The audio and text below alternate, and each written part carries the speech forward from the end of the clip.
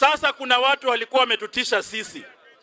Wanasema ati Caleb, wewe sasa unaona unapinga Ruto na ataiba kura. Kule Olkalau ameiba kura ya nani?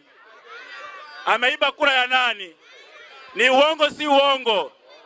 Kuna mawaziri walikuwa wakati wa Moi, walikuwa wanaambia watu ati hauwezi toa Moi, hakuna wakati Moi ameshindwa kura. Wakati Moi alipeana bendera pale Kasarani, wakiona walilia machozi.